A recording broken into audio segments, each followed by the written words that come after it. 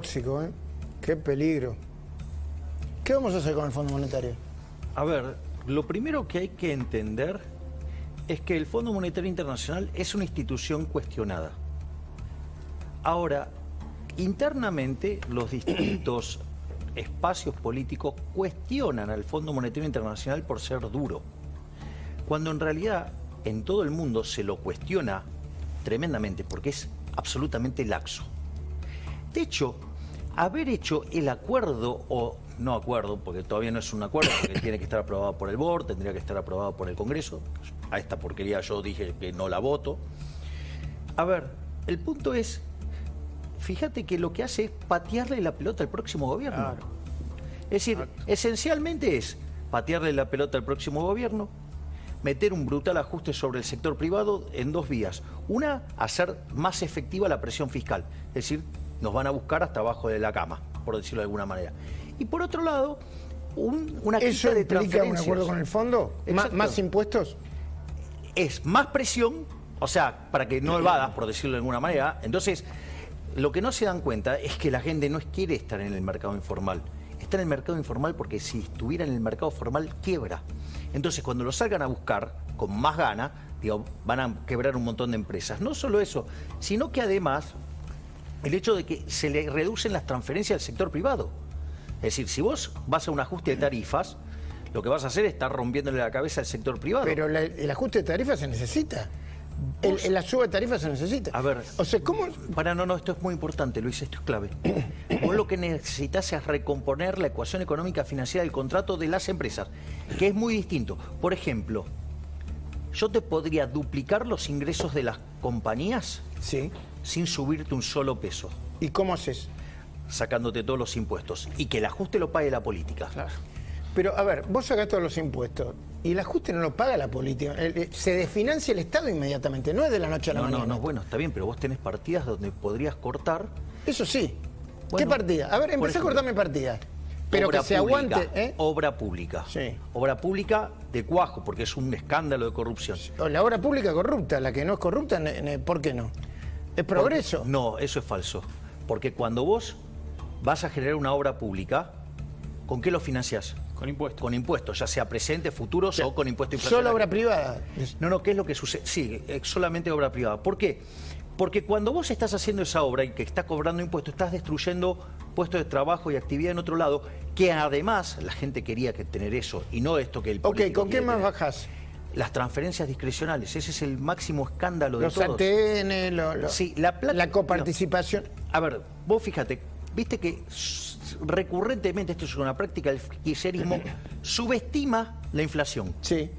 Entonces, ¿qué pasa? Cuando vos te entra el dinero nominalmente, como el presupuesto está fijado nominalmente, tenés más plata. ¿Y esa plata qué hace el gobierno? La reparte discrecionalmente. ¿A dónde crees que va esa plata? ¿A dónde?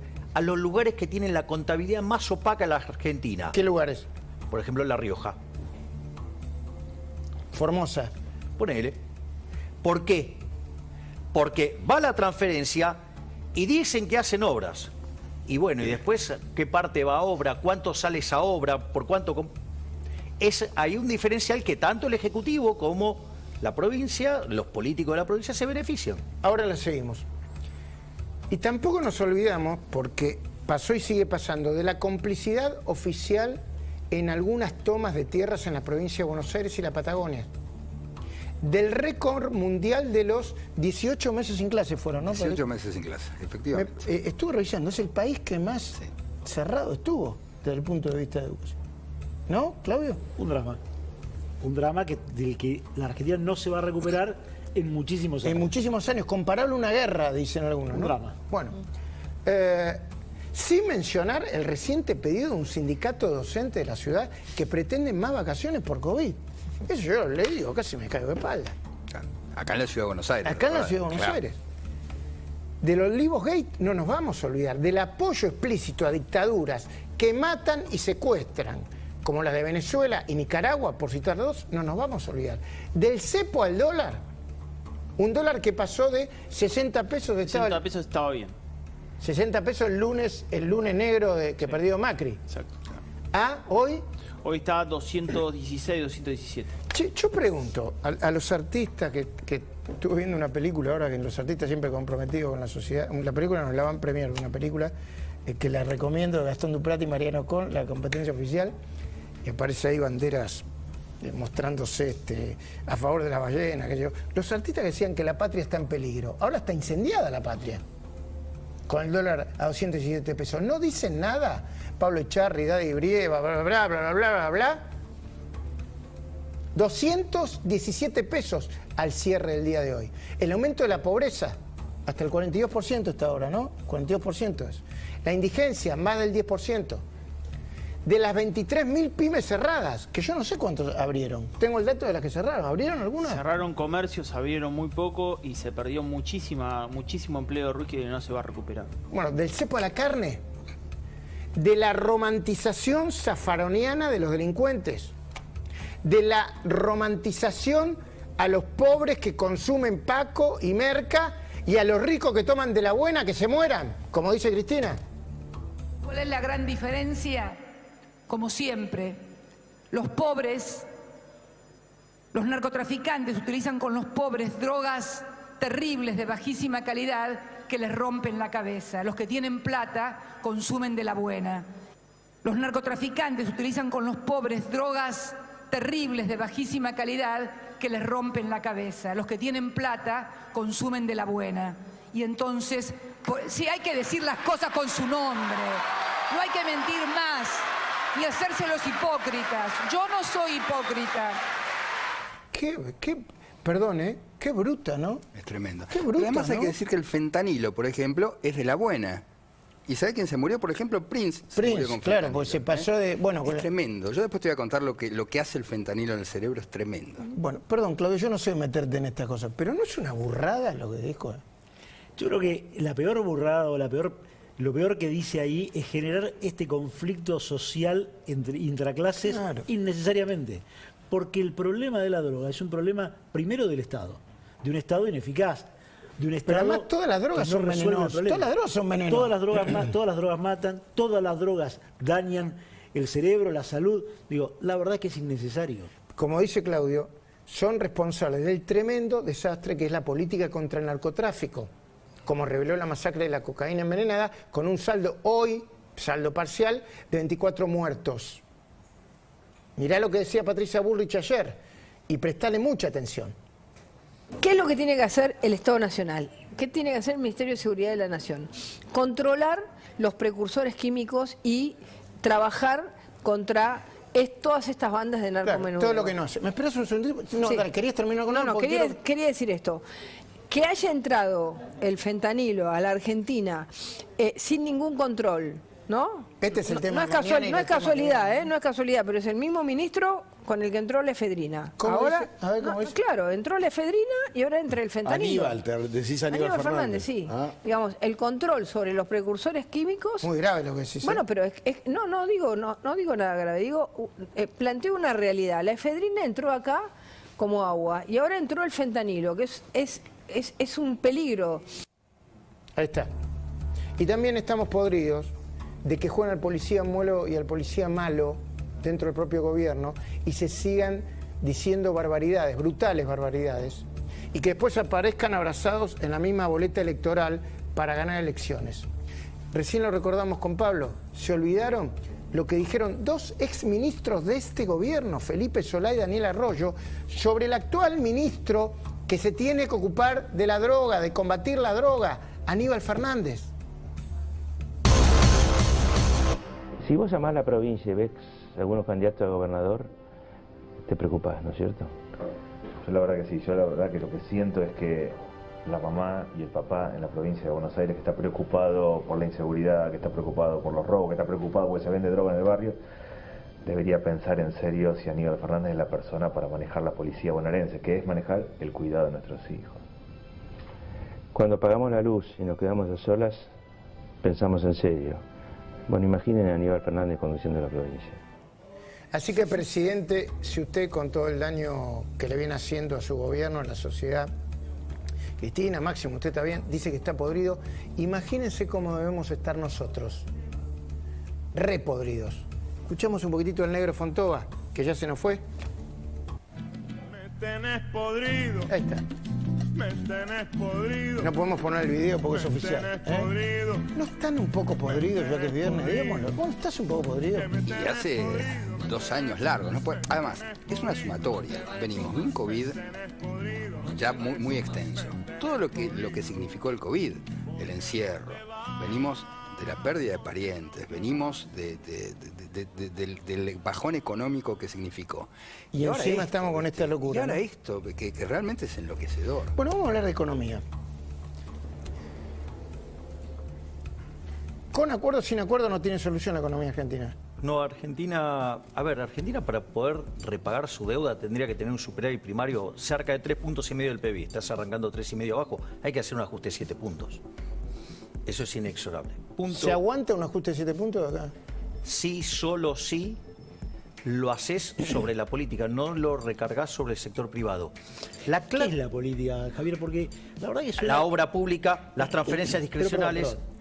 Obra pública, hay obra pública necesaria de hacer. Hay que hacer cloacas, hay que hacer caminos, hay que hacer puertos. También las puede hacer el sector privado, digamos. O sea, no hay que ponerse el límite, digamos, en la cabeza con el... A ver, había algo que no se podía hacer nunca, por ejemplo, las rutas. En Chile son todas privadas. A ver, te voy a dar un ejemplo clásico de que te decían jamás se puede hacer. Por ejemplo, una línea de alta tensión. Más monopolio natural que eso, imposible, ¿no? La cuarta línea de tensión de alta tensión desde el Comahue hasta el nodo de Ozeiza. ¿Dónde se hizo? ¿Quién la hizo? El sector privado la hizo. Entonces, no es cierto que no lo pueda hacer Pero en el mundo las grandes obras, las mega obras... Pero de vuelta, es una falacia ad populum. Es decir, lo que justamente nosotros venimos a proponer es las ideas de una sociedad abierta. A esas cosas con las que nos lavaron el cerebro para decirnos que es importante la obra pública, que es... A ver, vamos, mirá, a ver, salud, por ejemplo, vos decís salud, importantísimo. Vos, el 40 y pico % de los argentinos tiene una prepaga. Sí, o sea que el sector privado, frente a la no respuesta por la estafa del sector público, se fue al sector privado. Todo el sector salud funciona mal, ¿eh? El público y el privado también, ¿eh? Bueno, está bien. Bueno, pero digamos, o sea, la gente prefiere... El sector privado está casi en quiebra. Pero ¿quién lo regula? Lo regula el sector público. La educación te pasa lo mismo, la seguridad te pasa lo mismo. Es decir, si vos querés un buen ejemplo de que las cosas las puede hacer el sector privado, es Argentina, porque vos pagás impuestos para tener todos esos bienes y te los da de una pésima calidad. Es tan mala la calidad que te da el sector público. ¿Pero qué le dejas al Estado? ¿Qué le dejas al Estado? En mi caso, solamente seguridad y justicia. ¿Qué decís vos, Damián? No, es que es real que vos fíjate, Luis, que en los últimos 10 años creció 26% el empleo público y cayó 4% el privado. Es decir, el privado está pagando ese empleo público. Y no es un mito que en definitiva el crecimiento de la obra pública se pague con impuestos. Justamente tenés un decrecimiento del sector privado que es el que te puede hacer crecer la economía. Y yo quería hacer una pregunta a Javier. Pero hay un muy buen punto que acaba de hacer Damián acá. Vos fíjate, te está mostrando cómo se expandió el empleo público, cómo cayó el privado. Si fueran ciertas todas esas hipótesis de que el Estado crea valor, la economía argentina tendría que estar, pero digamos, o sea, a la vanguardia mundial del crecimiento. Y Argentina es un escándalo de decadencia. Tenemos un PBI per cápita 14% debajo del que teníamos en el 2011. Sí. Tenemos un PBI per cápita ya, digamos, en los niveles más bajos del 73. Un nivel de productividad del año 50. Y, digamos, y cuando hagas el cálculo de pobres e indigentes, es mucho más. Porque ¿cómo sale? Son 42 de pobres. Van a ser más. Porque, ¿qué es lo que pasa? Cuando vos registres la suba del tipo de cambio, ¿sí? Como todos los commodities están expresados en dólares y los alimentos son commodities y te van a subir, te van a aumentar ¿qué? La cantidad de indigentes y la cantidad de pobres sale ¿por qué? Por una proporción hacia los pobres, con lo cual te va a explotar el número. Javier, vos dijiste algo que por ahí el televidente se le pasó de largo. Que el acuerdo con el Fondo Monetario Internacional incluye 2 etapas. El stand-by va a ser 2 años y medio, después una segunda etapa, donde quizás se vaya a facilidades extendidas, y ahí haya que hacer reformas. Ahora, esas reformas no habría que hacerlas ahora, porque justamente el acuerdo propone 2,5% de crecimiento del producto el primer año, 3% y 5,5%. ¿Cómo se logra eso sin reformas? ¿5,5% cuándo? El tercer año. Que sería volver al año donde Argentina tuvo superávit comercial y superávit fiscal, y crecía casi a tasa chica. No, 5, no, 0,5. No, ese es el déficit. El crecimiento del producto el tercer año sería del 5,5%. A ver, traducímelo para que la gente lo entienda. Implicaría que hoy Argentina tendría un crecimiento sostenido, pero encima crecería. Lo que pasa es que voy a hablar de reformas estructurales. A ver, sacá los planes sociales, a ver si te animás. No, yo, si vos te fijas... vos no decís que hay que sacar los planes sociales. Yo no digo que hay que sacar los planes sociales. Yo hablo de tres generaciones de reformas. La primera reforma es la reforma del Estado, donde bajás el gasto público para poder bajar impuestos. Una vez que vos bajás el gasto público, bajás impuestos, podés flexibilizar el mercado laboral hacia adelante sin vulnerar derechos. Y una vez que vos podés hacer eso, recién ahí abrís la economía. Eso te va a asegurar que por 15 años vos vas a crecer muy fuertemente. Ok, me esperas un segundito que Damián va a presentar sus temas, pero espérame, lo voy a hacer ahora la pregunta. Porque vos, claro, vos me tirás con el, yo le voy a decir dogma liberal, porque se mueven pocos. Para mí es dogma liberal. Y además se enojan mucho cuando los contradicen, en términos generales. Te lo digo, no se enojen, por favor, los chicos de Milei, no hay problema. ¿Qué son los chicos de Milei? Aclará que son los chicos de Milei. Los que te siguen. Bueno, está bien. ¿Y qué tiene de malo que tengas seguidores? No, está muy bien eso. Ah, ok. Le digo que no se enojen. No, porque aparte te cuento algo. Sí, pero yo me encanta. Mis cuentas, el más de millón que tengo en Instagram y digamos, no sé, creo que 570.000 en Twitter. Sí. Y todo así. Nosotros también tenemos mucho. La proporción de pero yo no acusé cosas a nadie. Podridas, te aviso, en menos del 2%. Ah, la tenés. Sí, porque estoy todo el tiempo limpiando, porque después si no me atacan la cuenta, claro, me atacan la cuenta y me las hace caer. Bueno, pero no es ninguna agresión, ¿eh? Se puede conversar, ¿no? Yo además de chiquitito estoy acostumbrado a discutir con todo el mundo, así que vos no te preocupes, izquierda, derecha, no hay problema. Digo, ¿no es un acto poco liberal y demagogo sortear el sueldo? No. No es, porque ¿quién se lo gana? Alguien que no tiene mérito. Entonces, vos terminás siendo el Papá Noel de alguien de... ¿Más populismo? Está en el borde del populismo. Es lo que pienso yo. ¿No es así? No, no es así. ¿Por qué? Te voy a dar... Primero, mi filosofía es conocida. Yo filosóficamente soy anarcocapitalista. Sí. Es decir, creo en el autogobierno, creo en el individuo, creo no en el personalismo, no en los ídolos... No. Creo en el individuo, esencialmente. Sí. Entonces, en ese contexto, el Estado es el enemigo, es una organización criminal, ¿sí? Que pero eso también es una barbaridad, porque no todo el Estado es un enemigo. Sí. Yo digo lo que pienso. No, está bien, pero yo te estoy dando mis fundamentos. A un policía, vos si el Estado es un enemigo, es un policía en la calle, le pegas un palazo. No, no, porque el liberalismo es el respeto irrestricto del proyecto de vida del prójimo, basado en el principio de no agresión y en defensa del derecho a la vida, la libertad y la propiedad, con lo cual no agredís a nadie. O sea, la única violencia que es permitida es solamente la defensiva. Entonces, en ese contexto... Entonces deberías estar arrepentido de las puteadas que le dijiste porque es agresivo, las puteadas que le dijiste a Horacio Rodríguez Larreta, al rata, y dale con la reta, pero le dijiste hace falta, a cualquiera. A mí me decís lo que dice Larreta y yo te digo, sos un agresivo y un violento. A Larreta o cualquiera.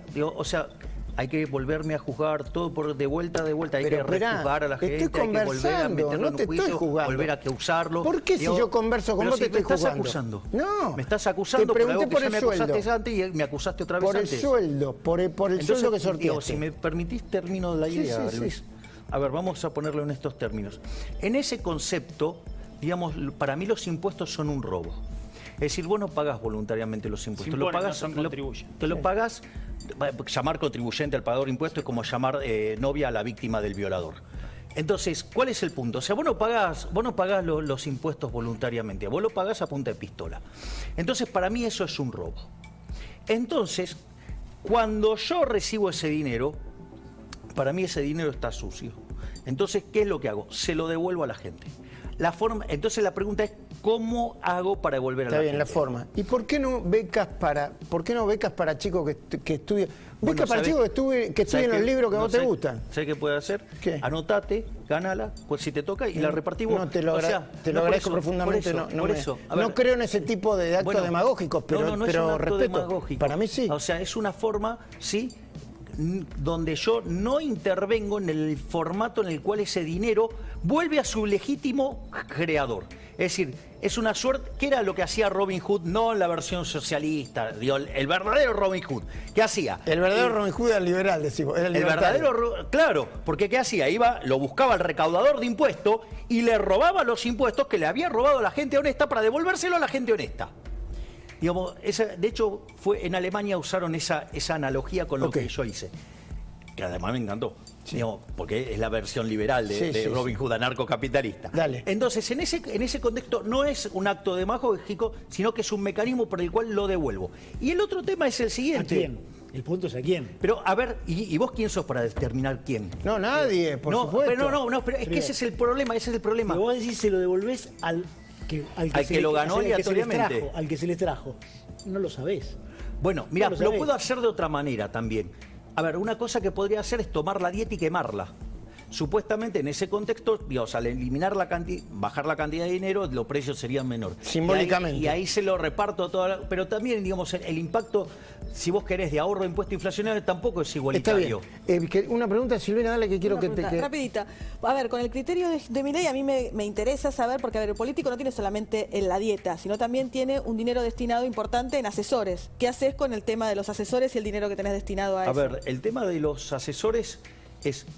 Si no, tampoco puedo ejercer la función. Hay un montón de cuestiones de índole, ¿cómo decirte? Técnica. De administrativa. Y de funcionamiento administrativo del Congreso. Sí. Por ejemplo, la cantidad de proyectos que andan dando vuelta. ¿Cómo hago para estar al tanto de todo? Digo, necesito a alguien que trabaje de embudo de todo eso, porque si no, es imposible. Pero eso también es plata sucia. Claro, no toda la plata es sucia. Pero el punto es el siguiente. Yo no puedo transferirle a otra persona mis valores, por decirlo de alguna manera. Pero es interesante. Y de hecho, yo tengo mucha gente que trabaja conmigo ad honorem. Pero perdóname, es muy interesante lo que planteas, porque, a ver, más allá de que yo coincido con vos que la política... Se está haciendo el programa como lo tenía pensado, pero está buenísimo igual. No, porque yo coincido con vos que la política es una corporación. No sé si una casta, pero por lo menos sí una corporación. Ahora, me parece que hay una maquinaria que te pone en el lugar de un engranaje. Cuando vos estás ahí adentro...